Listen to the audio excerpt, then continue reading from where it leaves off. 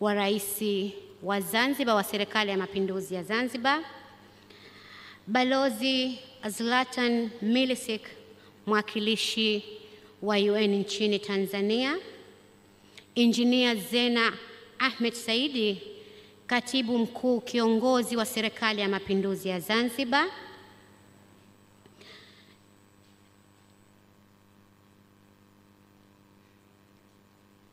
Bibi Joyce Shebe, mwenyekiti wa Chama cha Waandishi wa Habari Wanawake Tanzania TAMWA, Engineer Matthew Kondo, Naibu Waziri wa Habari, Mawasiliano na Teknolojia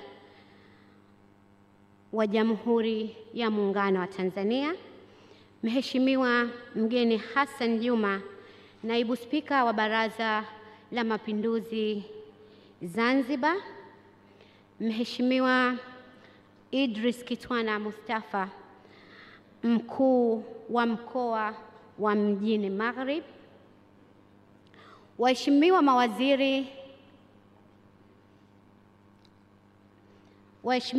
mawaziri na manaibu mawaziri wa Serikali ya Mapinduzi ya Zanzibar na Serikali ya Jamhuri ya Muungano wa Tanzania, waheshimiwa mabalozi mliofika mahala hapa kutoka nchi mbalimbali, wakuu wa vyombo vya ulinzi na usalama, wakuu wa mikoa na wakuu wa wilaya wa Serikali ya Mapinduzi ya Zanzibar, makatibu wakuu na manaibu wa katibu wakuu wa Serikali ya Mapinduzi ya Zanzibar na Serikali ya Jamhuri ya Muungano wa Tanzania, viongozi wa dini na viongozi wa vyama vya siasa mbalimbali mliopo ukumbini hapa, watendaji wakuu wa vyombo vya habari vya ndani na nje ya nchi, waandishi wa habari wenzangu, mabibi na mabwana,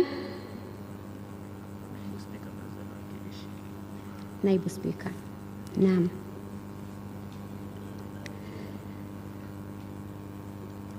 Naibu kumradhi, Mheshimiwa mgeni Hassan Juma, Naibu Spika wa Baraza la Wawakilishi Zanzibar,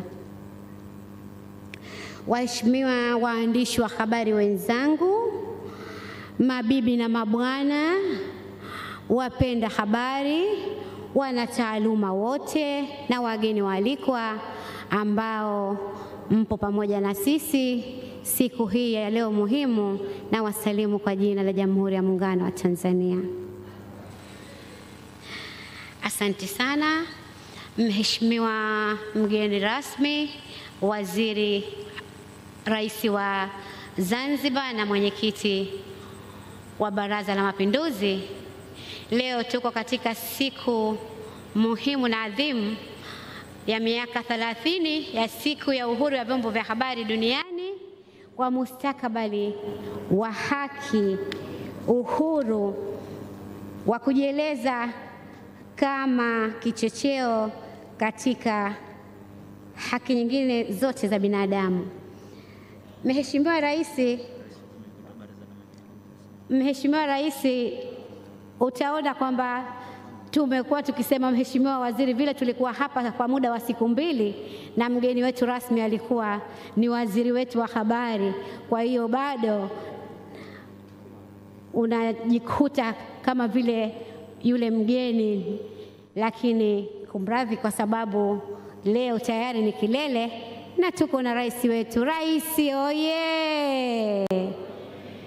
Wana habari safi. Asante. Mheshimiwa Rais, leo ni siku adhimu na leo ni siku kubwa na ni siku muhimu sana kwa kuadhimisha siku hii ambayo imewaleta pamoja wanataaluma ya habari kutoka sehemu mbalimbali duniani. Kwa hiyo moja kwa moja katika siku hii sikuwa mimi peke yangu kama MC, lakini niko na mwenzangu MC Innocent Mungi kuendesha shughuli hii muhimu na adhimu, kwa sababu hili si jambo dogo. Jamani, hili ni jambo kubwa sana leo. Jamani, hili leo ni jambo kubwa sana. wanataaluma wa habari wote kutoka kila pembe ya dunia kuwa pahali pamoja si jambo rahisi. Kwa hiyo niko na mwenzangu pia Innocent Mungi ambaye tutaendesha shughuli hii mwanzo mpaka mwisho wa shughuli hii. Na basi bila ya kupoteza muda nimkaribishe pia na mwenzangu ili naye aseme kitu. Assalamu alaikum. Habari za asubuhi. Mheshimiwa mgeni rasmi Dr. Hussein Ali Mwinyi, Rais wa Zanzibar na mwenyekiti wa Baraza la Mapinduzi, waheshimiwa wote mliokaa meza kuu, na tambua uwepo wa Mheshimiwa Mgeni Hassan, Naibu Spika wa Baraza la Wawakilishi. Karibuni sana katika shughuli hii, na bila kupoteza wakati, leo ni siku nzuri sana kwa sisi wanahabari. Niombe basi tuanze kwa kupata dua na maombi kabla ya kuanza rasmi shughuli yetu. Naomba tuanze na kiongozi kutoka dhehebu la Islam. Karibu tafadhali.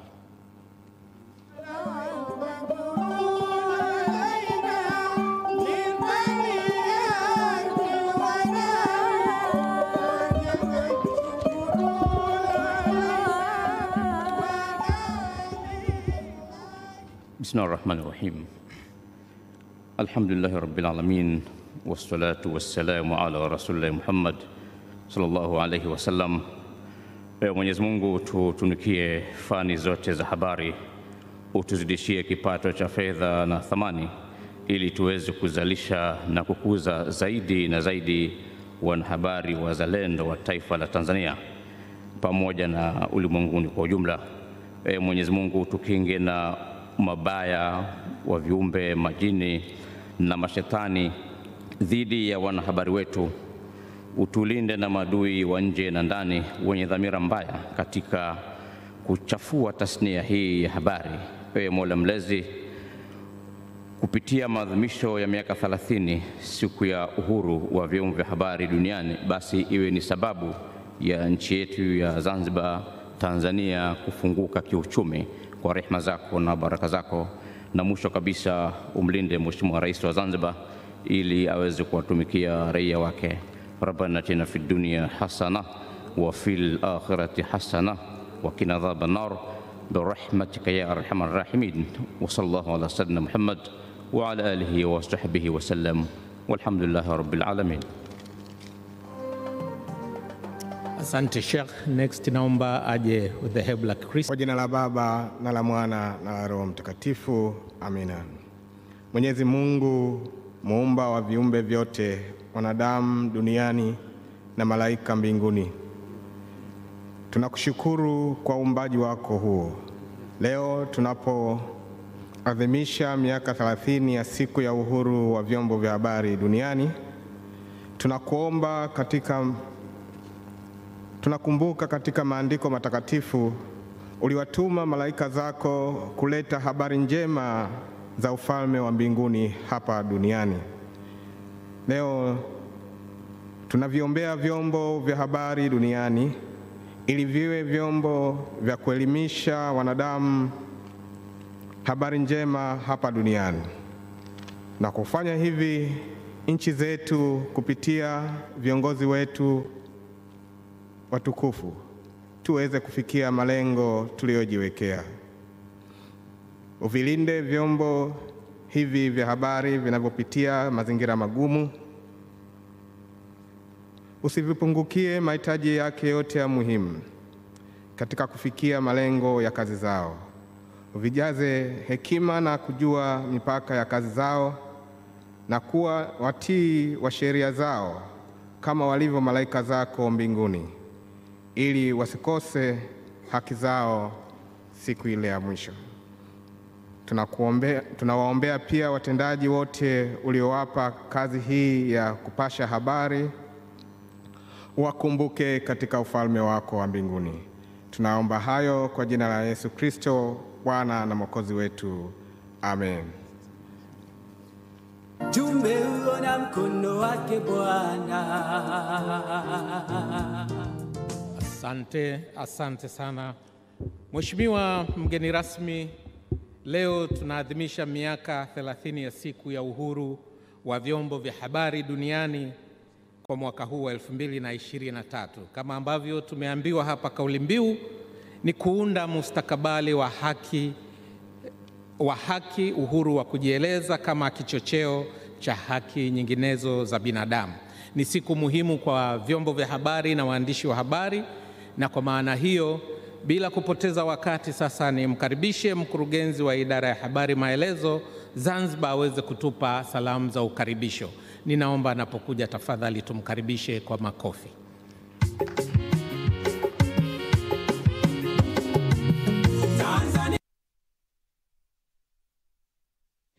Naam, hivi sasa anaenda kuzungumza ni mkurugenzi wa idara ya habari maelezo Zanzibar, Hassan Khatib Hassan. Mheshimiwa Rais wa Zanzibar na mwenyekiti wa Baraza la Mapinduzi Dr. Hussein Ali Mwinyi, Mheshimiwa Hemed Suleiman Abdullah, makamu wa pili wa rais wa Zanzibar, Mheshimiwa Tabia Mwita Maulid, waziri wa habari, vijana, utamaduni na michezo,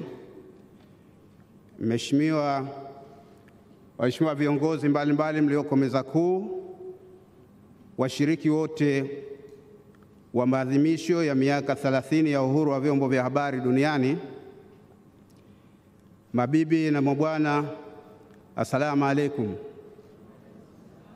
Na wasalimu kwa jina la Jamhuri ya Muungano wa Tanzania. Mheshimiwa Rais, nimetakiwa nitambulishe hadhira hii washiriki wa maadhimisho haya miaka 30 ya uhuru wa vyombo vya habari duniani ambayo mwaka huu kitaifa yanafanyika leo hapa Golden Tulip Airport. Washiriki ni wengi, kwa mmoja mmoja na kwa makundi yao.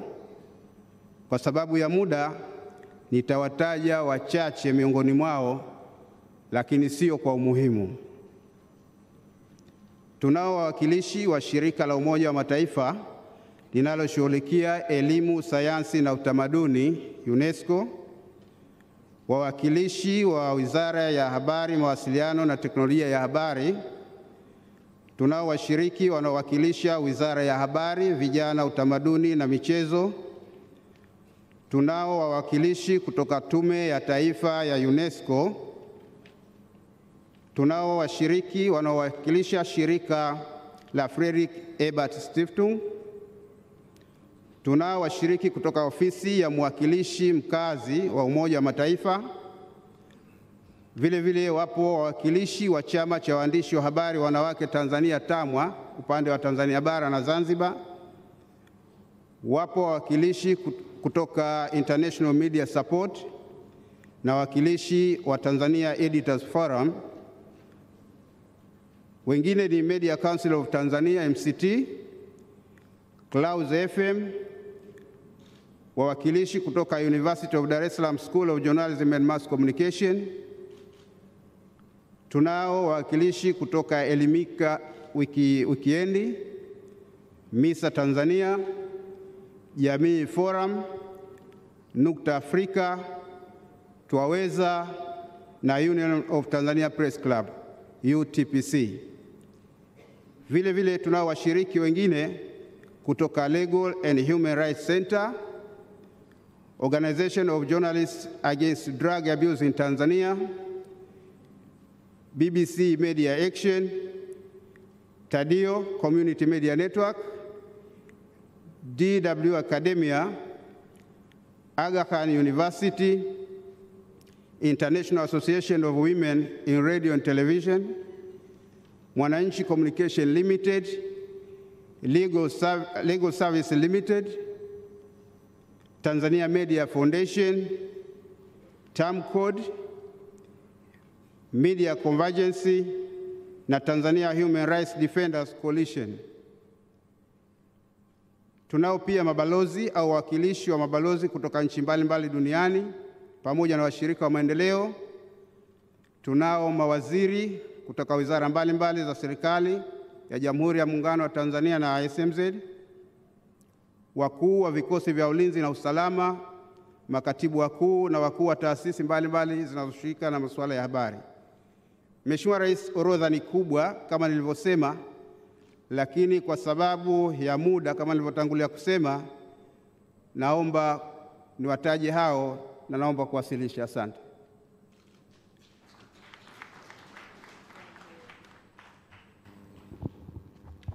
Naomba Mike. Asante sana kaka yetu Mr. Hassan Hatib Hassan kwa ukaribisho huo.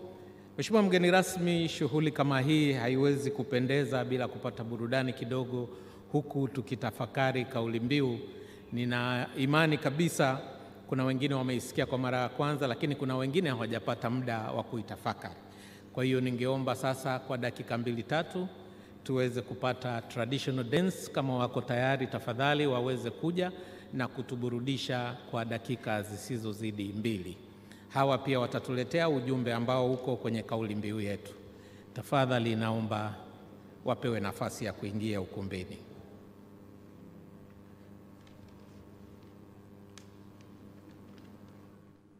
Mheshimiwa mgeni rasmi, ngoma hii nikiipenda sana, na nilisema siku nikipata nafasi labda ya kuja kufunga ndoa Zanzibar inshallah, basi lazima wawepo hawa.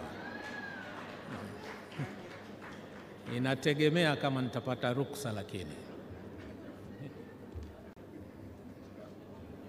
na mtazamaji wa ZBC na TBC, baada ya maelezo hayo mafupi, sasa ni burudani ya ngoma ya Kibati ambayo wasanii wa ngoma hii watatoa ujumbe kuhusiana na miaka hii 30 ya siku ya uhuru wa vyombo vya habari duniani, ambapo kauli mbiu ni uhuru wa kujieleza kama chocheo cha haki.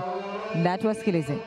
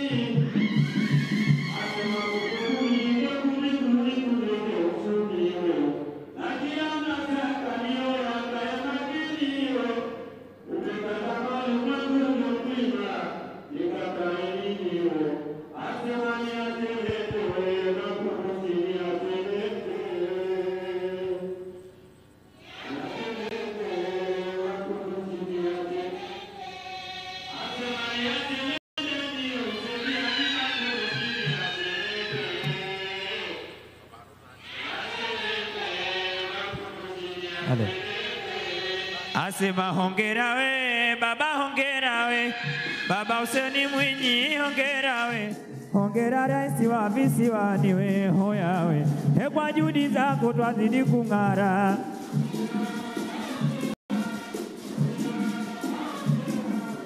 Hongera we baba, hongera we, hoya we,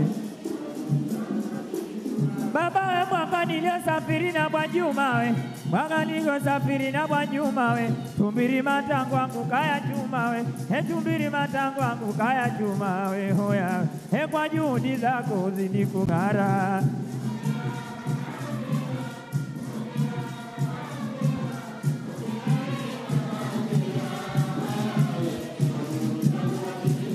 Asema hongera we baba, hongera we, hongera we Makama Pili, hongera, hongera mama Tabia, hongera, hongera viongozi wote, hongera we, hongera Nyele, hongera bo. Asema we kwa juhudi zenu hongera, hongera baba, hongera, hongera we baba, hongera, hoya we kwa juhudi zako.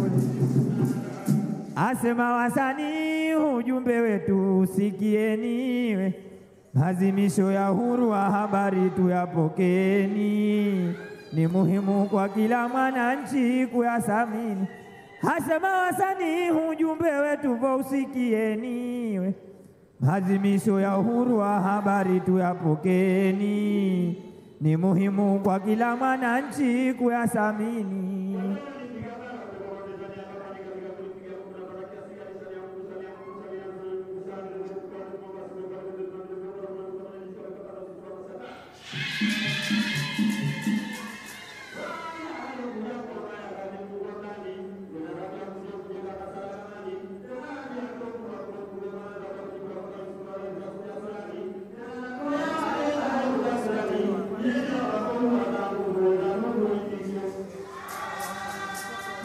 Asema karibu Mheshimiwa Baba Hussein Mwinyi, wanao wa ngoma ya Kibati baba, tumefurahika sana kwa kualikwa ugeni. Baba wanao twakujua fika wapenda utamaduni, leo kikundi chako cha Kibati tena acha sana JKU makao makuu Sateni. Baba tushafika wanjani ikiwa tuna makosa we tunaomba samahani.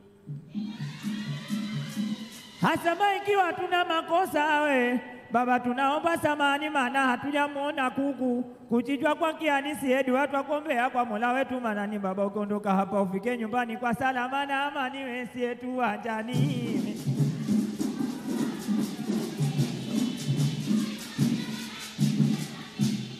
Hasema leo ni siku maalumu, tena ni siku ya waandishi wa habari, sote tutambueni. Hasema leo ni siku maalumu, tena ni siku pekee kwa uhuru wa vyombo vya habari, maana taasisi za habari Mheshimiwa Baba Hussein Mwinyi zafika hadi 20 ndio alotualika wana JKU kuja wapa mistari. Asema taasisi za habari zafika hadi 20 ndio alongana kwa pamoja Mheshimiwa Rais sie ametualika JKU kuja wapa mistari, na si leo bila ya hiana tushafika ukumbini kuja wapandisha mori. Hasema na si JKU tushafika wanjani baba kuja wapandisha mori, basi twaiomba serikali maombi waliomba yakubaliwe kwa dhati, wafanye kazi kwa hari wesi yetu. Ni muhimu kwa kila mwananchi kuyathamini.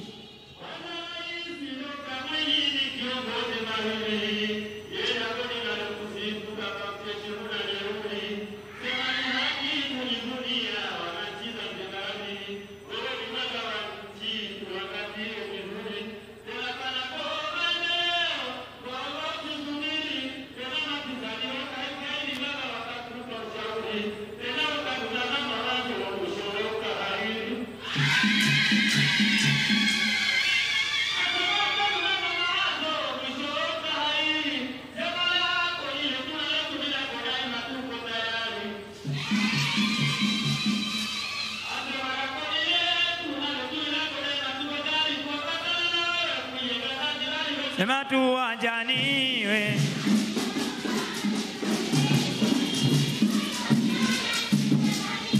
Asema Mheshimiwa Rais, mabadiliko ya sheria tunayoiomba serikali tukiwa tuna sababu. Asema Mheshimiwa Rais, waandishi wa habari, leo mabadiliko ya sheria tunayoiomba serikali tukiwa tuna sababu we. Narejea tena mabadiliko ya sheria Mheshimiwa Rais, sie waandishi wa habari tunayoiomba serikali tukiwa tuna sababu, maana sheria ya wakala wa habari wa magazeti na vitabu tena ni sheria namba 5 ya 88 baba, marekebisho yake 2010 twaomba hatujaribu. Asema na marekebisho yake ya 2010 twaomba hatujaribu, maana waandishi twajijua sisi hatuna makando kando. Mheshimiwa Rais, sisi ni wastaarabu wesi yetu.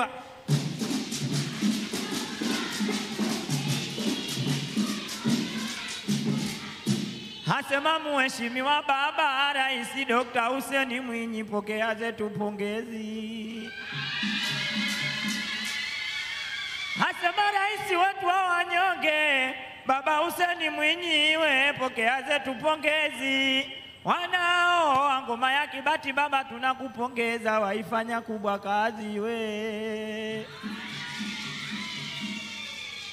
Baba, wanao twakupongeza, rais wetu mpendwa, we waifanya kubwa kazi. Kwanza kwa uamuzi mzuri baba, kuongea na waandishi wa habari kujua changamoto zao wakapata ufumbuzi.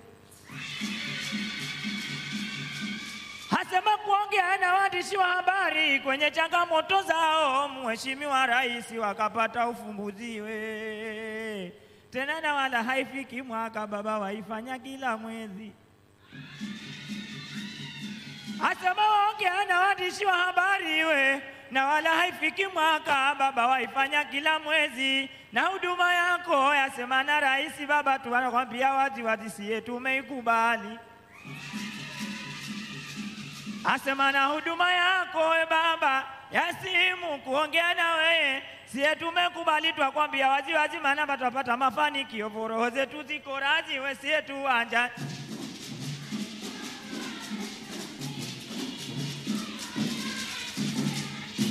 Hasema Mheshimiwa Mama Tabia, wewe ndio wetu waziri.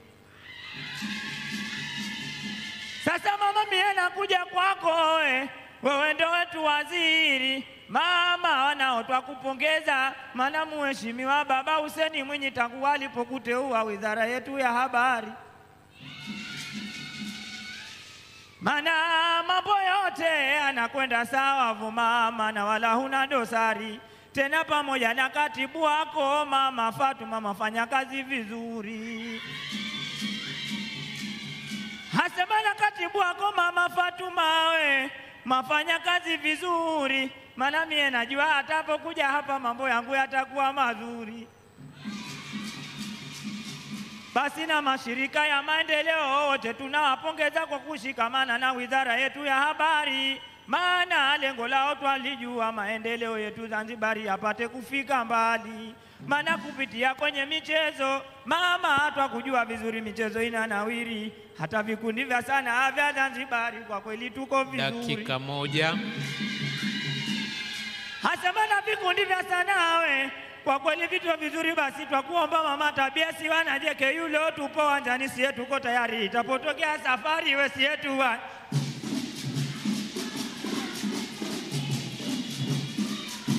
Basi sherehewe leo twasherekea, wana JKU tupo wanjani twafurahia we. Hongera viongozi wote twawatolea.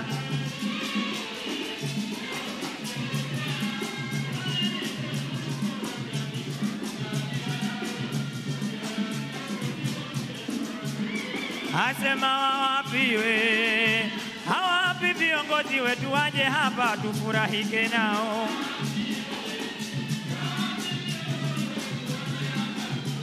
Asema Mama Tabia, simama uje hapa uwanjani. Mkuu wa mkoa simama we uje hapa uwanjani. Mama mgeni simama leo uje hapa uwanjani. Viongozi wetu wa jukwaa kubwa muje hapa uwanjani. Mheshimiwa Rais tulizana we tulizana kitini, na makamu wetu wa pili baba nawe tulizana kitini. Waandishi wa habari mko wapi twawataka uwanjani. Mawaziri mko wapi nanyi twawataka uwanjani. Makatibu simameni nanyi twawataka uwanjani. Waliosema haya leo mbona leo yamekuwa eti muje hapa we. Hema waje hapa we, hema waje hapa we, hema waje hapa. Ike nao, shereheke nao.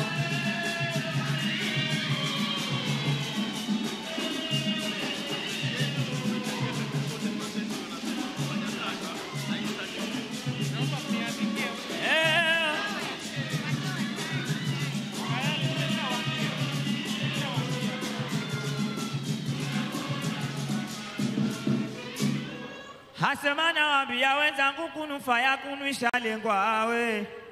Haijalengwa we, ikilengwa itajua penyewe pa kwenda. Basi munapendeza wakubwa wetu kukaa pamoja vitini. Hongera ujumbe wetu.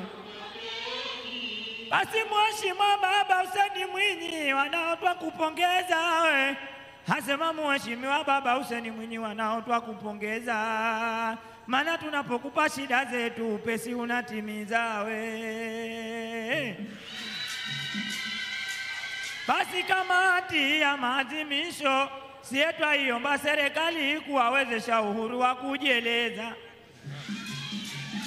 Hasema Mheshimiwa Baba Hussein Mwinyi, kamati ya maadhimisho ya waandishi wa habari leo aiomba serikali uhuru wa kujieleza, maana kulinda haki za binadamu serikali yetu ya mapinduzi kwa hakika inaweza, maana kutoa vipaumbele kwa uhuru wa vyombo vya habari, na hili litapendeza we. Asema kutoa vipaumbele kwa uhuru wa vyombo vya habari, na hili litapendeza tena kwa wanahabari, tena kupewa vipaumbele kwenye usalama wao, tusije kuwapoteza wesi yetu. Ni mwaitikiaje? Hongera we na sisi wanawe. Hongera. Hongera we na sisi wanawe, tuhongere. Hongera. Hongera we na sisi wanawe, tuhongere. Hongera. Sema hongera we na sisi wanawe, tuhongere.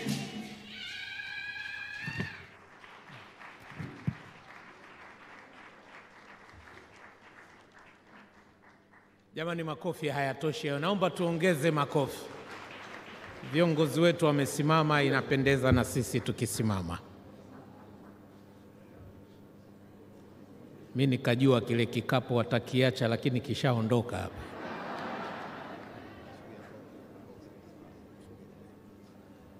Asante Mheshimiwa mgeni rasmi kwa kuwatuza pamoja na kuappreciate ujumbe. Nilikuwa nashindwa kuwakatisha kutokana na ujumbe uliokuwa katika wimbo ule. Nafikiri mtaelewa nia yangu kwa nini hawa mabwana nataka niwakaribishe ikifika hiyo siku kama itakuwepo. Mheshimiwa mgeni rasmi, kwa heshima na taadhima, naomba nikupe taarifa shughuli hii imeweza kufanyika kwa ajili ya wadhamini wetu wakuu ambao tuna Serikali ya Mapinduzi ya Zanzibar, Serikali ya Jamhuri ya Muungano wa Tanzania, UNESCO, Umoja wa Mataifa, lakini pia TAMWA, Friedrich Ebert Stiftung, sijui kama nimeitamka vizuri Kiswahili changu cha kule Kiingereza changu. Kuna Deutsche Welle Academia, lakini tuna Aga Khan University, tuna serikali ya Canada, tuna benki ya CRDB na benki kuu, bila kuwasahau USAID Boresha Habari pamoja na Internews pamoja na KFW. Naomba tuwapongeze kwa kuiwezesha shughuli hii. Mheshimiwa mgeni rasmi, shughuli hii ilianza majuzi na tumekuwa na mijadala mikali humu ndani chumba hiki na vyumba vingine, tukijadili mambo nyeti kabisa kwa mustakabali wa vyombo vya habari na waandishi wa habari. Na kabla sijamleta mbele dada yetu Joyce Shebe, mwenyekiti wa TAMWA, kuja kutoa maazimio ya siku hizo mbili, nitoe taarifa tu kwamba tulikuwa na makundi makubwa manne ambayo yamepelekea kupata hayo maazimio. Tulikuwa na gender pamoja na women leadership, media viability na innovation, media law and policy reforms, lakini pia na safety na protection ya waandishi wa habari. Topiki hizi hazikuwa rahisi Mheshimiwa mgeni rasmi, lakini serikali pamoja na wadau, serikali zote mbili kwa maana hiyo, waliweza kufika mahali na kuja na maazimio. Kwa heshima kabisa na taadhima, naomba nimkaribishe mwenyekiti wa TAMWA dada yangu Joyce Shebe aweze kuja kutusomea Declaration of the World Press Freedom Day Resolution kutoka kwenye Media Fraternity kwa mwaka 2023 kwa Tanzania. Dada Joyce Shebe, tafadhali karibu.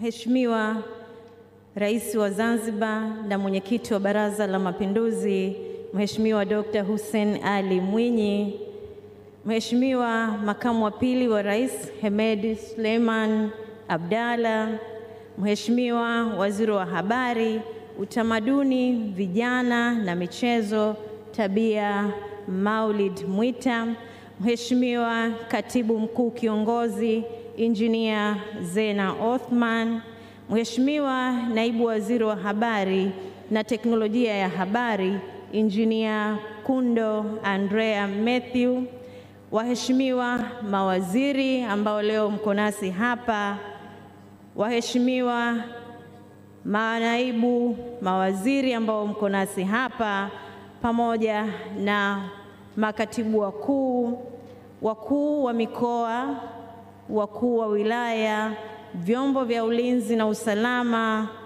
Mheshimiwa Mstahiki Meya, Mheshimiwa Naibu Spika Mgeni Hassan Juma, Mkurugenzi wa Habari Maelezo Bwana Hassan Khatib, Mwakilishi mkazi wa Umoja wa Mataifa hapa nchini Bwana Zlatan Mlisk, waheshimiwa mabalozi na wadau mbalimbali wa maendeleo mliopo hapa, wakuu wa vyombo vya habari, wakuu wa mashirika yanayohusiana na habari na haki za binadamu hapa nchini, waandishi wa habari wote, wageni waalikwa, mabibi na mabwana, itifaki imezingatiwa. Naomba niwasalimu kwa jina la Jamhuri ya Muungano wa Tanzania. Wewe ni kijana, mimi ni mama. Ukinizingua tutazinguana. Asante sana. Mheshimiwa mgeni rasmi, awali ya yote tunamshukuru Mwenyezi Mungu ambaye asubuhi ya leo ametukutanisha hapa tukiwa salama, na kama ambavyo umearifiwa tulikuwa hapa kwa siku 2 kabla ya kilele hii leo. Tumekutanika hapa leo ikiwa ni kilele cha maadhimisho ya uhuru wa vyombo vya habari, ambayo leo ni Mei 3, ambapo waandishi na wadau wa habari nchini tumekutana hapa Zanzibar kuadhimisha miaka 30 ya uhuru wa vyombo vya habari duniani.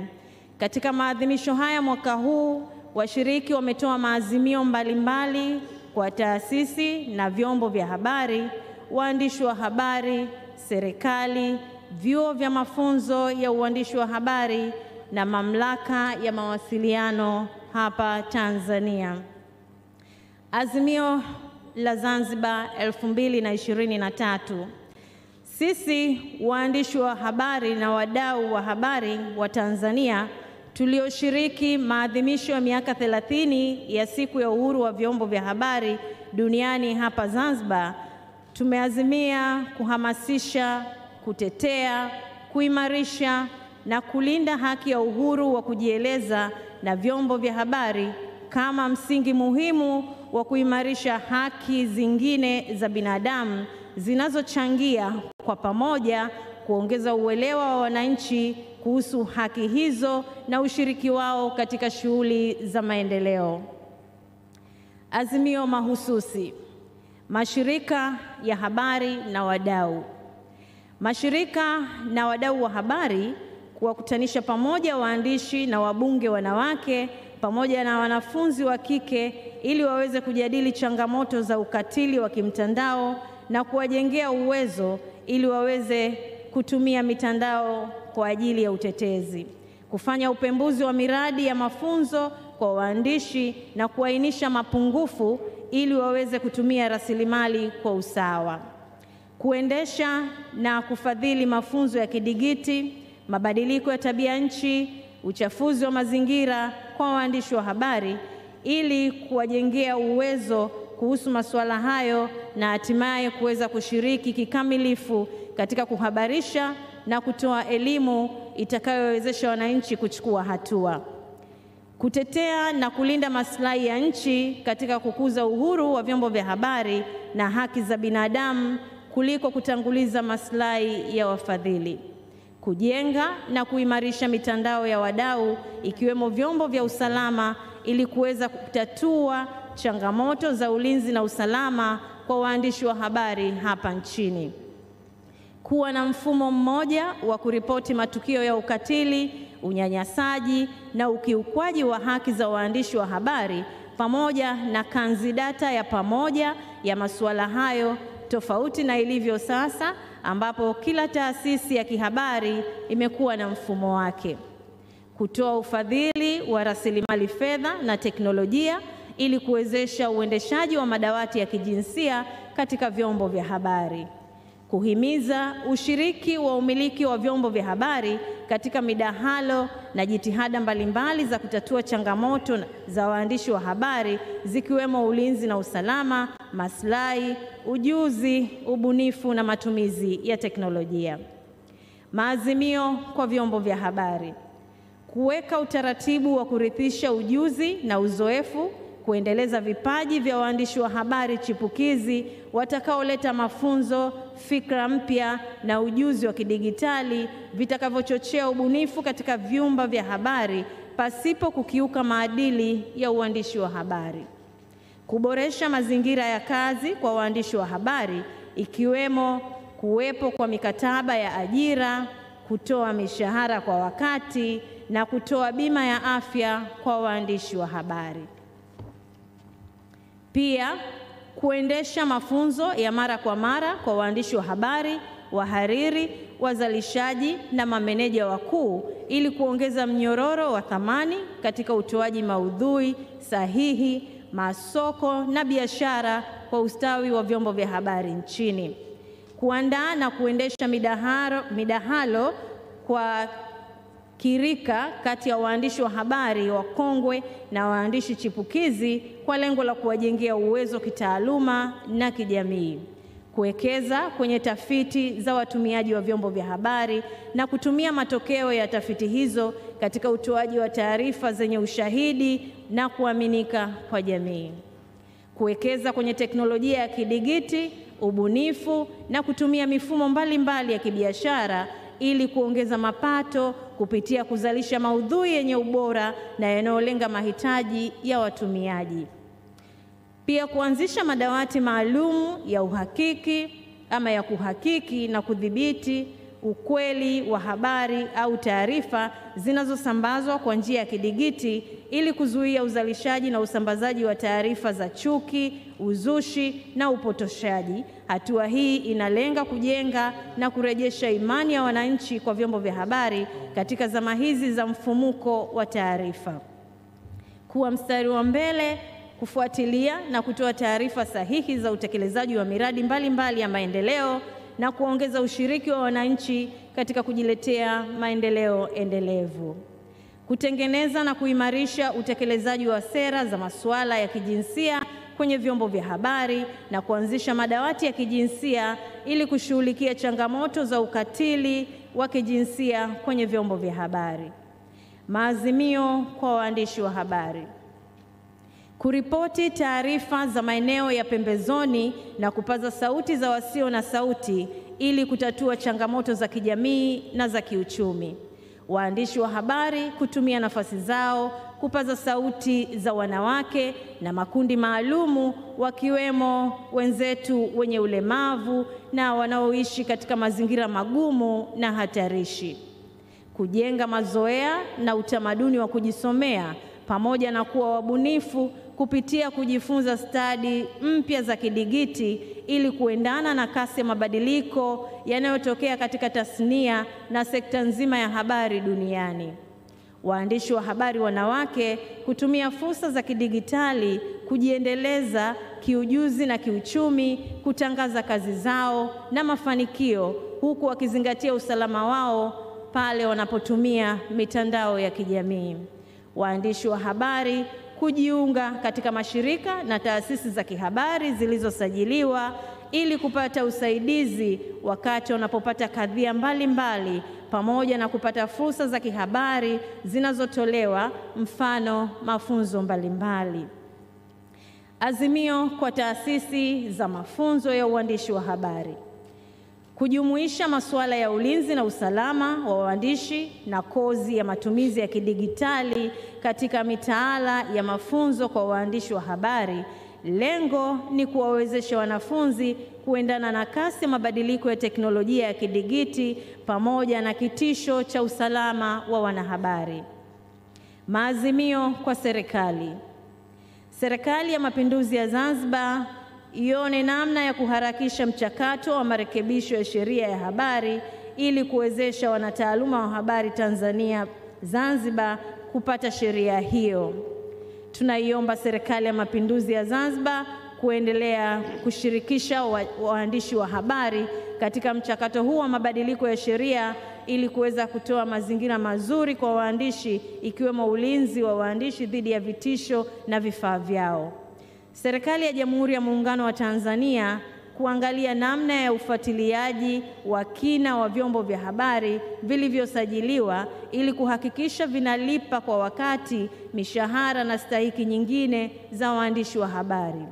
Kutathmini mahitaji ya kuzipatia na kuzirekebisha sheria za habari mara kwa mara ili ziweze kuendana na mabadiliko ya kidigiti na akili bandia, yaani artificial intelligence, yanayotokea ulimwenguni hivi sasa. Serikali ya Jamhuri ya Muungano wa Tanzania iangalie utaratibu stahiki wa kulipa madeni yake ya matangazo kwenye vyombo vya habari kwa wakati kama mojawapo ya jitihada ya kuvikwamua vyombo hivyo kiuchumi. Serikali ione umuhimu wa kuharakisha mchakato wa marekebisho ya sera ya habari na utangazaji ya mwaka 2003 ili iendane na mustakabali ama muktadha na mazingira ya sasa. Azimio kwa Mamlaka ya Mawasiliano Tanzania kuongeza jitihada za ufuatiliaji wa maudhui kwenye mitandao ya kijamii, hususani inayodhalilisha utu na heshima na kuhamasisha vitendo visivyo vya kimaadili katika jamii. Mamlaka ichukue hatua mahususi ya kudhibiti na kukomesha maudhui haya yasiyofaa kupitia utoaji elimu, adhabu mbalimbali na kuondoa maudhui hayo. Mheshimiwa mgeni rasmi, nimefika tamati ya uwasilishaji wa maazimio ambayo yametoka kwa wanahabari kwa siku mbili hizi, lakini kabla sijatoka hapa niseme tu kwamba Mheshimiwa, ninayo heshima kubwa sana kukualifu kwamba mwaka huu maadhimisho haya yamekuwa ya kipekee sana kwa sababu mwenyekiti wa kamati kuu ya maandalizi ya maadhimisho haya ni Chama cha Wanawake Tanzania TAMWA, ambayo ina historia kubwa katika habari ama niseme katika tasnia hii ya habari, lakini hasa tukijikita katika masuala mazima ya kuhakikisha sauti ya mwanamke na ya mtoto inasikika kwenye vyombo vya habari, lakini pia wanawake wanapata nafasi kwenye vyombo vya habari katika ngazi za uongozi na majukumu mengine ya kitaaluma. Wanawake wanahabari wa Tanzania wamepiga hatua kubwa sana sasa hivi, japo bado tunaomba ama tumekuwa tukishinikiza kwamba kuwepo na mgawanyo sawa wa majukumu, lakini naona kuna mwanga mbele yetu kwa sababu TAMWA ina miaka 30 na leo hii tunaadhimisha zaidi ya 30, lakini leo tunaadhimisha miaka 30 ya maadhimisho haya ya uhuru wa vyombo vya habari. Naamini kuna mafanikio makubwa zaidi yamepatikana, na wapo mama zangu leo, naomba mpunge mkono waanzilishi wa TAMWA, kama mpo mpunge mkono ili mheshimiwa aweze kuwaona. Hawa ni miongoni tu ambao wameweza kushiriki pamoja nasi hii leo, wamefanya kazi kubwa sana. Lakini pia nipongeze jitihada za wanahabari wote kwa ujumla, kwa sababu sisi wanahabari wanawake, bila uwepo wa wanahabari wanaume leo tusingefika hapa. Miongoni mwao wametushika mkono, wamekuwa walimu, wamekuwa wakufunzi kwetu, wamekuwa washauri kwetu, na hatimaye tunaweza kusema tuna wahariri wa kujivunia wanawake, tuna mameneja wa kujivunia wanawake, na bado tuna waandishi wa kike wa kujivunia hapa Tanzania. TAMWA oye! Wanahabari oye! Asante sana Mheshimiwa Rais kwa kunisikiliza, na haya ndio yalikuwa maazimio ya wanahabari kwa mwaka huu wa 2023 hapa Zanzibar. Asanteni kwa kunisikiliza.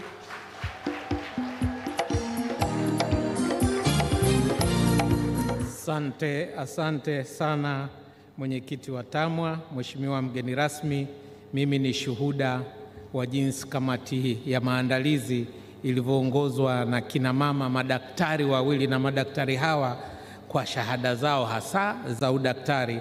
Dr. Mzuri TAMWA Zanzibar, naomba usimame, na Dr. Rose Ruben kwa upande wa Tanzania Bara walisimama imara kuhakikisha maadhimisho ya mwaka huu.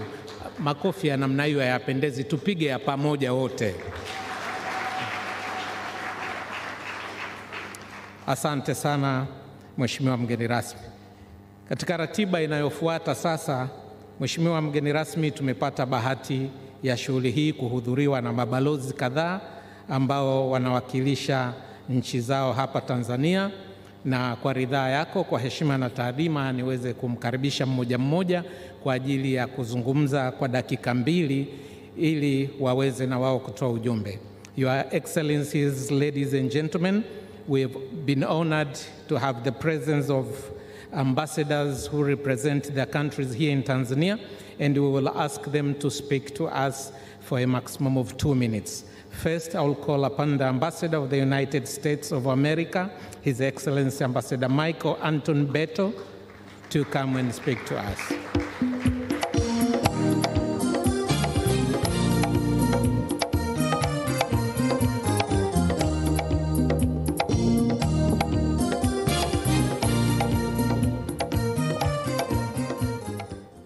Honorable President of Zanzibar, I want first to thank you for a very meaningful and productive meeting on yesterday.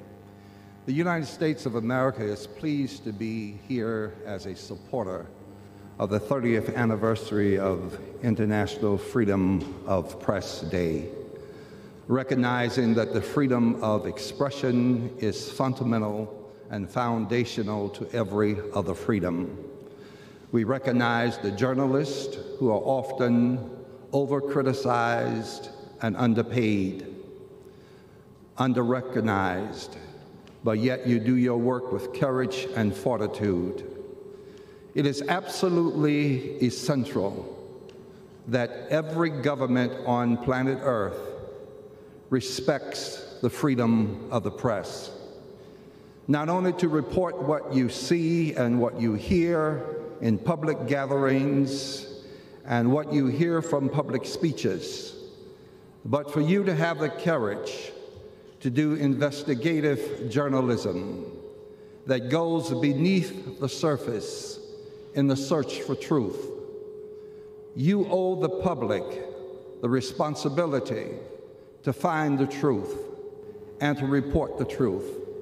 And we owe you the support to make sure that you do so safely, without fear of intimidation, without fear of oppression, without fear of harm, physically, mentally, financially, or in any other way. Freedom of the press is absolutely foundational to every other freedom that we enjoy. I'm grateful for Tanzania's movement forward in its Reform Media Act, and we encourage continued progress.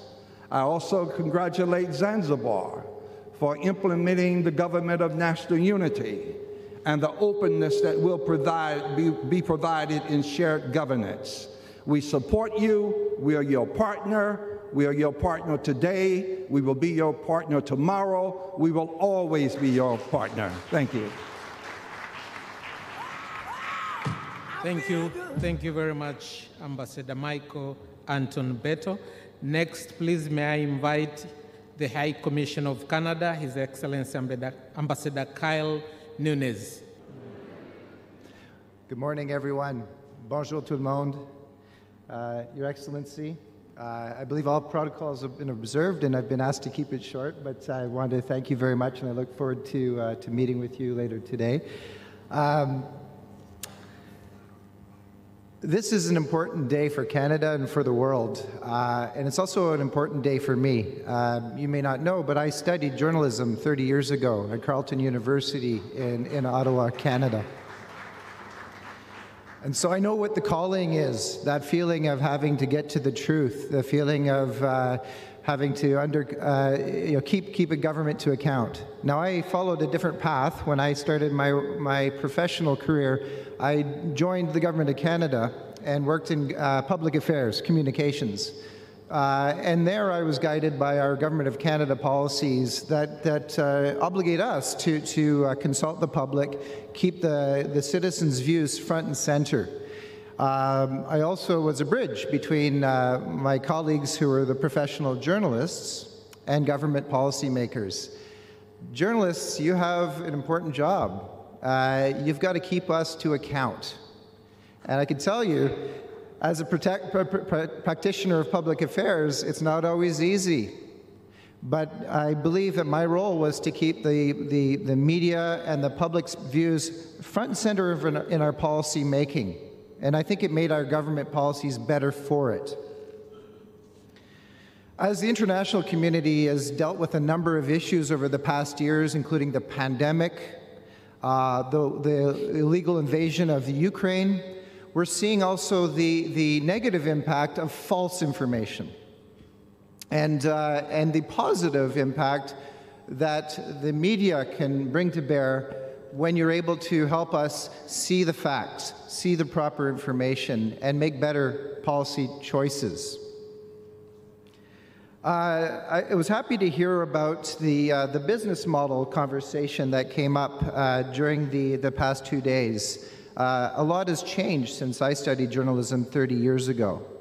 But one thing that remains constant is the need to develop a sustainable business model.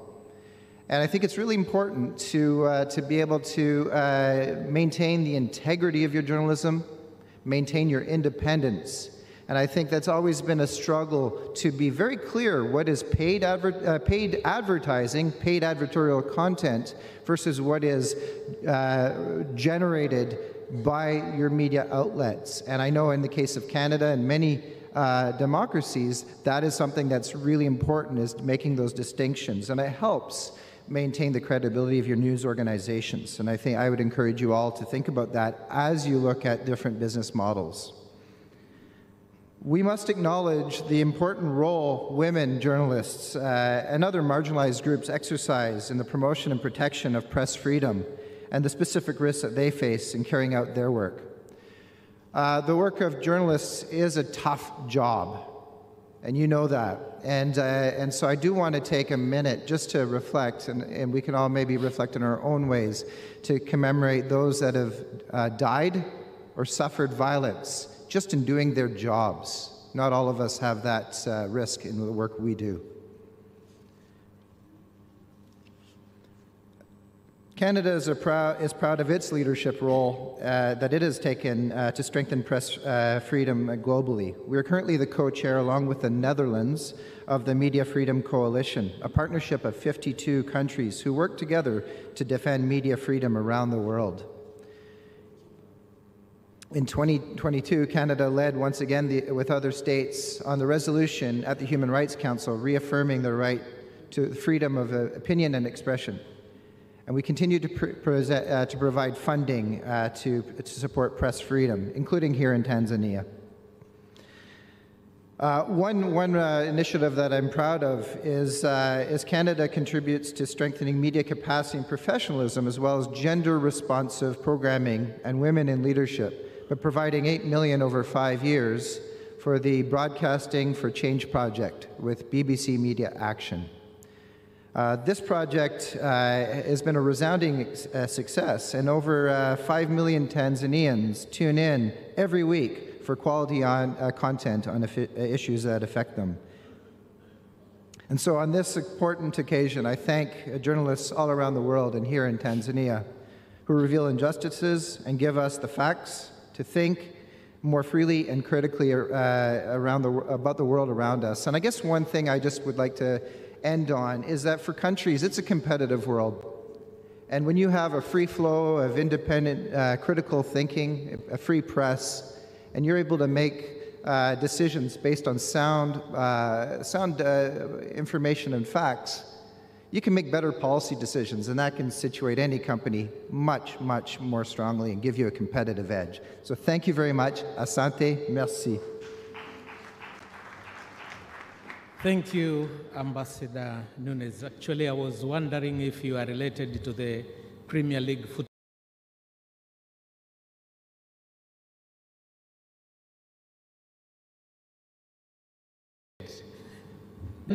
His Excellency Ambassador Didier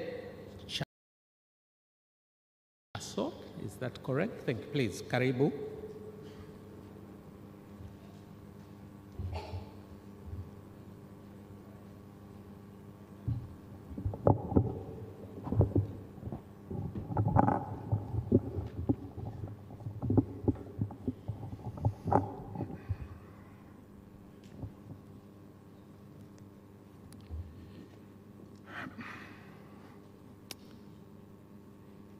His Excellency Hussein Ali Mwinyi, President of Zanzibar and Chairman of the Revolutionary Council of Zanzibar, Honorable Tabia Mwita Maulid, Minister for Information, Youth, Culture and Sports of Zanzibar, Honorable Idrissa Kitwana Mustafa, Regional Commissioner Magharib, Mrs. Joyce Shebe, Chairperson of the Tanzania Media Women's Association, distinguished representatives of the authorities present, dear journalists and media stakeholders, dear colleagues, partners, friends, and esteemed guests, Assalamu alaikum. Habari za asubuhi. It is a great pleasure and an honor for me to be with you in Zanzibar today for this special occasion, to commemorate World Press Freedom Day. Your presence, Mr. President, ministers, is an important manifestation of your support to the freedom of the press and further betterment of the media in Tanzania, a key ingredient, if there is one, for the further political and social-economic development of the country. I would like also to express my appreciation to the Tanzania Media Women's Association, TAMWA, UNESCO, and the Ministry of Information, Youth, Culture and Sports of Zanzibar for organizing this conference as a platform to inspire dialogue, advocacy, and critical thinking, and then further progress in the ongoing positive reforms in Tanzania. Today, May 3rd, marks a very important date indeed. 30 years ago, in 1993, the UN General Assembly proclaimed this day as World Press Freedom Day. This not only to show the path towards freedom of expression, empowerment of independent and diverse media, and unhindered access to information for all, but also as the important acknowledgement of the incontestable relevance such efforts hold for human rights and development worldwide. Simply put, freedom of expression and freedom of the media are the necessary prerequisite, driver, and direct reflection of the enjoyment of all human rights, of political stability, and socio-economic well-being. In the last 30 years, important progress has been made, globally as well as here in Tanzania. I would like in this regard to congratulate Tanzania for starting to rise up again in the Press Freedom Index in the past year. One rank only, that is true, compared to the year before, but every step in the right direction counts and should be valued. Congratulations. Both the government and media actors have taken such important steps forward towards creating and improving the media landscape. The improvements are also, and first and foremost, testament of the hard work of women and men in newsrooms, both big and small, all over the country. With their commitment and determination, with your commitment and determination, even amid the many challenges, they continue to contribute strongly to the achievements already made. Mr. President, dear participants, Switzerland and Tanzania have a close and long-standing partnership in various fields, including governance, health, education, gender equality, culture, youth livelihood, aiming at promoting efficient and sustainable socio-economic and political development in the country, leaving no one behind. Of particular relevance today, Switzerland and Tanzania share a common interest in promoting a vibrant and diverse media landscape that informs and empowers citizens. Together with our partners, we have been for many years supporting efforts to protect journalists, to improve the quality and credibility of journalism, to remove obstacles, including pending legal restrictions, self-censorship, and disinformation, to promote gender equality in the media, to adopt innovative approaches that can increase the financial viability and editorial independence of journalists, as well as to foster a culture of dialogue and tolerance among different opinions and perspectives, and a critical and responsible use of information by all.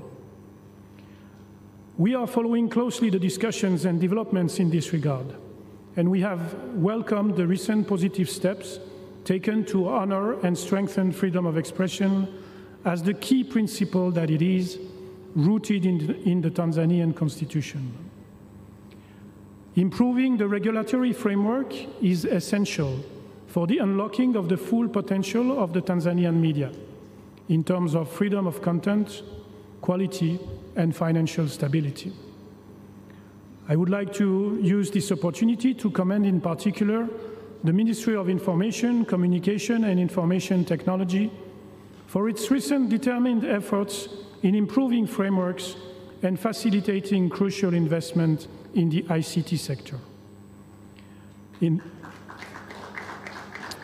this regard, I would like to emphasize the importance of continued and even closer cooperation and dialogue between the government, the media, and ICT sector and other stakeholders. Such coordination is indispensable for the promotion of a conducive environment in which freedom of expression, inclusion, and diversity are not only respected, but promoted and monitored effectively. Amending the online regulations, which has opened up the space further for online journalism, lifting the ban on several newspapers, and engaging with stakeholders on wider media sector reforms were important and notable steps.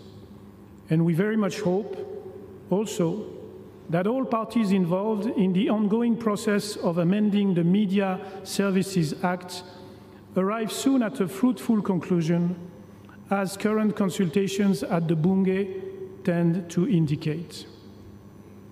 Here in Zanzibar, we see that the government is engaging with media stakeholders to amend, if not do away, with the Registration of News Agents, Newspapers and Books Act of 1988 and the Zanzibar Broadcasting Commission Act of 1997, and lay down the path towards a new Media Services Act, which hopefully will address all the issues of concern raised by the media sector here.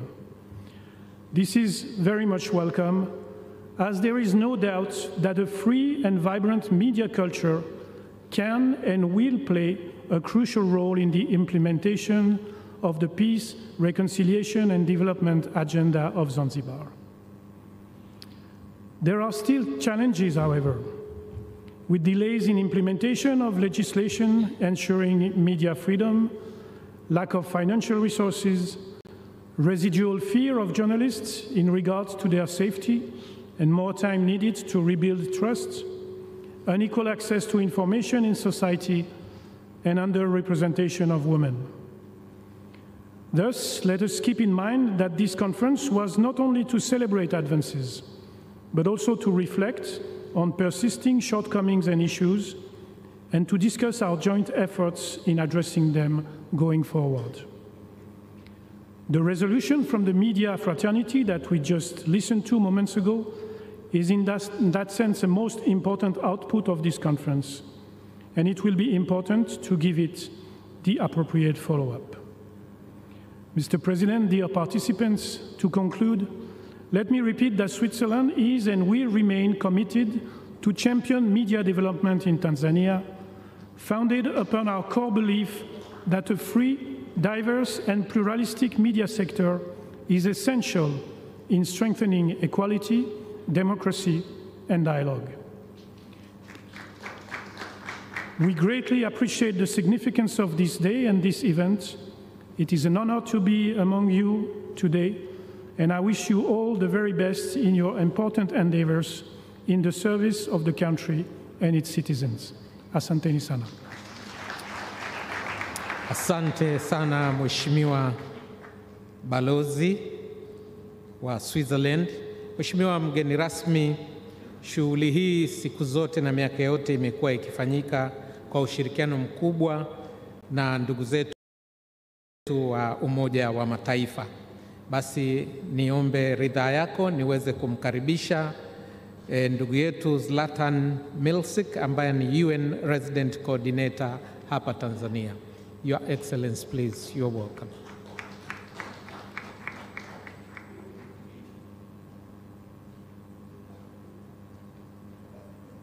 Another round of applause, please, for the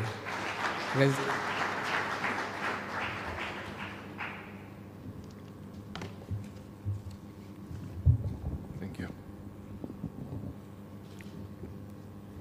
Your Excellency, Dr. Hussein Ali Mwinyi, the President of Zanzibar, Your Excellency, Second Vice President of Zanzibar, Honorable Minister of Information, Youth, Culture and Sports, distinguished delegates at the high table, Excellencies, Ambassadors and High Commissioner, media associations, members of the press, invited guests, habari za asubuhi, salam alaikum. I am privileged to address you today on this important occasion to mark the 30th anniversary of the World Press Freedom Day. This day allows us to reflect on the fundamental principles of press freedom, evaluate its existence worldwide, and remind ourselves about our joint responsibility to support and defend the media. Today, we pay tribute to journalists who have been harmed and those who have lost their lives in the exercise of their profession. This year's celebration also falls into the last decade for the fulfillment of the Sustainable Development Goals and Agenda 2030. The right to freedom of expression, enshrined in the Article 19 of the Universal Declaration of Human Rights, is a prerequisite and a driver to the enjoyment of all other human rights. In recent times, we have witnessed the crucial importance of press freedom in upholding human rights and the impacts of its limitations to the fundamental freedoms. From COVID-19 pandemic to elections, climate change and environmental issues, the needs for accurate, timely and independent information has become more apparent than ever before. The United Nations in Tanzania recognizes this need and will continue to work with the government and partners and the media to strengthen access to information as a public good. We commend the government of Tanzania for the strides it continues to take in opening and strengthening the civic and media space. We encourage the completion of plans in place to improve the legal, regulatory, and operational environment for freedom of expression and for media development. The United Nations Special Rapporteur on the promotion and protection of the right to freedom of opinion and expression continues to play a critical role in upholding press freedom around the world, and I reaffirm our commitment to supporting the mandate of the Special Rapporteur and addressing the challenges that impede progress in that area. Building an enabling environment and capacities of duty and right bearers remain a top priority within our current United Nations Sustainable Development Cooperation Framework. UNESCO, the United Nations agency with a specific mandate to promote freedom of expression, access to information and media development, leads this process. The Office of the High Commissioner for Human Rights, UNESCO, and my office aim to develop and implement a joint program for media freedom, access to information, and the safety of journalists in collaboration with the ministries responsible for information, civil society organizations, and partners. As we commemorate the 30th anniversary of World Press Freedom Day, let us keep up the cooperation that brought us to this memorable event today in Zanzibar. We only stand to gain from sustaining the achievements of the teamwork between the UN, the government, and the partners, and the media, of course. The outcome of the strategic dialogue will guide our collective action, strengthening the media space and the role of the media in achieving sustainable development leaving no one behind. Mheshimiwa Rais, please allow me to share the UN Secretary General Antonio Guterres' message on this important day today. And I quote, "For 3 decades, the World Press Freedom Day, the international community has celebrated the work of journalists and media workers. This day highlights a basic truth. All our freedom depends on press freedom. Freedom of the press is the foundation of democracy and justice. It gives us all the fact we need to shape opinions and speak truth to power. And as this year's theme reminds us, press freedom represents the very lifeblood of human rights. But in every corner of the world, freedom of the press is under attack. Truth is threatened by disinformation and hate speech, seeking to blur the lines between fact and fiction, between science and conspiracy. The increased concentration of the media media industry into the hands of a few, the financial collapse of scores of independent news organizations, and an increase of national laws and regulations that stifle journalists are further expanding censorship and threatening freedom of expression. Meanwhile, journalists and media workers are directly targeted on and offline as they carry their own vital work. They are routinely harassed, intimidated, detained, and imprisoned. At least 67 media workers were killed in 2022, an unbelievable 50% increase over the previous year. Nearly 3/4 of women journalists have experienced violence online, and 1 in 4 have been threatened physically. 2 years ago, the United Nations established a plan of action for the safety of journalists to protect media workers and to end impunity for crimes committed against them. On this and every World Press Freedom Day, the world must speak with one voice. Stop the threats and attacks. Stop detaining and imprisoning journalists for doing their jobs. Stop the lies and the disinformation. Stop targeting truth and truth tellers. As journalists stand up for the truth, the world stands with them." End of quote. I wish you all a happy 30th anniversary of the World Press Freedom Day. Let us continue working together to defend and promote world press freedom, ensuring journalists can carry out their work without fear and hindrance. Asanteni sana. Thank you. Asante sana mwakilishi mkazi wa shirika la Umoja wa Mataifa Tanzania. Kwa wale ndugu zangu ambao labda ningeweza kutoa summary kidogo kutoka kwenye jumbe za hawa mabalozi watatu pamoja na UN Resident Representative, kwa ujumla wamezungumzia na kuahidi kuendelea kuwa washirika pamoja na serikali katika sekta nzima ya habari katika hali na mali. Naomba makofi hapo tafadhali.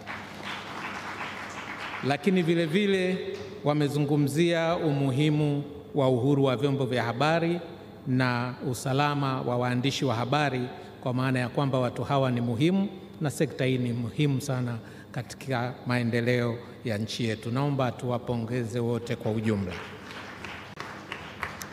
Mheshimiwa mgeni rasmi, baada ya salamu hizo kutoka kwa wadau wetu wa maendeleo, ningeomba kwa ridhaa yako niweze kumkaribisha kwa dakika chache sana Mheshimiwa Naibu Waziri wa Habari, Mawasiliano na Teknolojia ya Habari kutoka Jamhuri ya Muungano wa Tanzania aweze kusalimia hapa kwa ufupi na tuweze kuendelea na ratiba. Asante.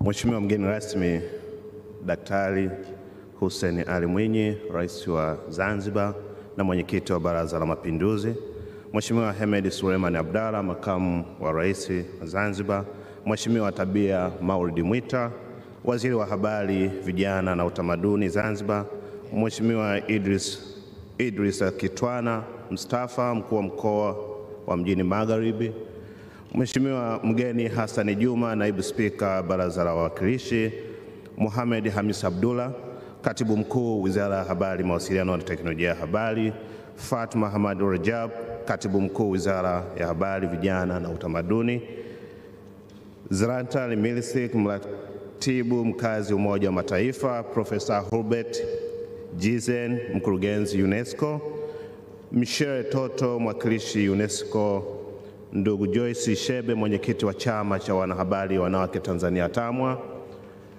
wageni waalikwa, mabibi na mabwana, na wasalimu kwa jina la Jamhuri ya Muungano wa Tanzania.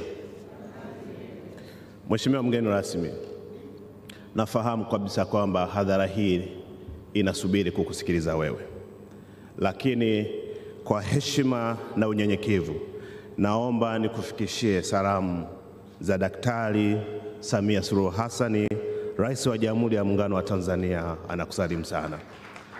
Lakini vile vile, Mheshimiwa mgeni rasmi, kwa unyenyekevu naomba nikufikishie pia salamu za Daktari Philip Isidori Mpango, Makamu wa Rais wa Jamhuri ya Muungano wa Tanzania. Pamoja na salamu hizo, Mheshimiwa mgeni rasmi, naomba upokee salamu za Mheshimiwa Kassim Majaliwa, Waziri Mkuu wa Jamhuri ya Muungano wa Tanzania. Mheshimiwa mgeni rasmi, tukio hili Waziri wa Habari Mheshimiwa Nape Moses Nnauye alitarajia kufika hapa, lakini kwa sababu leo kuna baraza la mawaziri, basi amenituma nimwakilishe. Hivyo ameniambia nikupongeze sana na kukushukuru sana kuendelea kulea tasnia ya habari Zanzibar. Tunakushukuru sana. Mheshimiwa mgeni rasmi, binafsi napenda nikupongeze wewe binafsi kwa kuiongoza Zanzibar vyema, hasa katika uchumi wa bluu. Hakika Zanzibar kwa kipindi cha miaka miwili uchumi wake umekuwa kwa kasi kubwa sana. Tunakupongeza sana. Mheshimiwa Rais, tunawapongeza sana wewe pamoja na Rais wa Jamhuri ya Muungano wa Tanzania Daktari Samia Suluhu Hassan kwa kazi kubwa ambayo mmeifanya kwenye tasnia ya habari. Kwanza kabisa, ndani ya kipindi cha miaka miwili ya uongozi wenu hakuna chombo cha habari hata kimoja kilichofungiwa. Hivyo tunakupongeza sana. Lakini vile vile, kwa takwimu za Mamlaka ya Mawasiliano Tanzania TCRA, vyombo vya habari ambavyo vimezidi kujisajili vinazidi kuongezeka mwaka hadi mwaka. Tunawashukuruni sana kwa uongozi wenu ambao unatupa maono ya kuifanya Tanzania kuwa na uhuru wa kujieleza na uhuru wa vyombo vya habari. Mheshimiwa mgeni rasmi, natambua kabisa kwamba maadhimisho haya kidunia yanafanyika Marekani, na kwa Afrika yanafanyika Zambia, na kwa kitaifa yanafanyika hapa kwetu Zanzibar. Mheshimiwa mgeni rasmi, naomba niseme mambo machache sana ili kuhakikisha tasnia inasonga mbele. Serikali inaendelea kufanya mambo mengi. Naomba nitaje matatu tu. Mheshimiwa mgeni rasmi, vyombo vya habari vinatekeleza majukumu yao kwa kuzingatia sheria, kanuni na taratibu tulizojiwekea. Aidha, wizara pamoja na mambo mengine katika mkutano wa Bunge la 12 Februari 2023 imepeleka marekebisho ya sheria ya huduma za habari namba 12 ya mwaka 2016 ambapo imesomwa kwa mara ya kwanza kupitia mswada wa marekebisho ya sheria mbalimbali. Hilo limeshafanyika tayari na hatua zingine zitafuatia. Mheshimiwa mgeni rasmi, jambo la pili, serikali tunaendelea na mazungumzo na waziri wa Wizara Fedha na Mipango ili kuona namna bora ya kushughulikia swala la kuondoa ushuru wa forodha na kodi ya ongezeko la thamani kwenye karatasi na wino. Mheshimiwa mgeni rasmi, jambo la tatu, kwa sababu dunia sasa inaongozwa na mapinduzi ya viwanda vya nne yanaongozwa na TEHAMA, tunaendelea kutoa ushirikiano wa kutosha katika kukuza teknolojia ya kidijitali ili kuharakisha maendeleo na kuendelea kusimamia wanahabari katika kujitathmini na kujadiliana kwa uwazi ili kuruhusu mazingira ya kazi zao kuwa rafiki na ili waweze kufanya kazi zao vizuri zaidi. Mheshimiwa mgeni rasmi, mwisho kabisa tuwashukuru na nawashukuru sana UNESCO. Kwa miaka 32 mfululizo wameendelea kuwa wafadhili, na sisi kwa kweli tunaendelea kujivunia, na serikali itaendelea kufanya kazi pamoja. Mheshimiwa Rais, mwisho sasa nimalizie kwa kukushukuru wewe binafsi kwa kukubali kuwa mgeni rasmi katika maadhimisho haya muhimu ya siku ya uhuru wa vyombo vya habari. Ninakushukuru sana kwa sababu umeheshimisha tasnia ya habari. Nakushukuru sana. Jamhuri ya Muungano wa Tanzania. Naomba tuongeze makofi tafadhali ya pamoja. Asante sana Mheshimiwa Naibu Waziri. Baada sasa ya hotuba na salamu za Mheshimiwa Naibu Waziri, sasa ninayo furaha ya kumwalika Mheshimiwa Waziri wa Habari, Vijana, Utamaduni na Michezo wa Zanzibar, Mheshimiwa Tabia Mwita Maulid aweze kutuhutubia, na baada ya hapo nitamuomba, kabla ya kumkaribisha mgeni rasmi, tuna tukio muhimu ambalo tukishalifanya nitamuomba amwalike Mheshimiwa Rais aweze kuzungumza na sisi. Mheshimiwa Waziri, tafadhali naomba tumkaribishe kwa makofi na vigelegele kina mama. Karibu sana Mheshimiwa. Asante sana Mheshimiwa mgeni rasmi, Rais wa Zanzibar na mwenyekiti wa Baraza la Mapinduzi, Mheshimiwa makamu wa pili wa Rais wa Zanzibar, mwenyekiti wa TAMWA Tanzania, mwakilishi mkaazi wa UN, katibu mkuu kiongozi na katibu wa Baraza la Mapinduzi, Mheshimiwa naibu waziri wa Habari, Mawasiliano na Teknolojia ya Habari, Injinia Kundo Andrew Mathew, naibu spika wa Baraza la Wawakilishi, Mheshimiwa mkuu wa mkoa wa Mjini Magharibi, waheshimiwa mawaziri na manaibu mawaziri mliopo, ndugu makatibu wakuu na naibu makatibu wakuu, wakuu wa mikoa, wakuu wa wilaya, wakurugenzi na watendaji mbalimbali wa asasi za kiraia na mashirika ya serikali, naomba kuizingatia itifaki. Jamhuri ya Muungano wa Tanzania. Jamhuri ya Muungano wa Tanzania.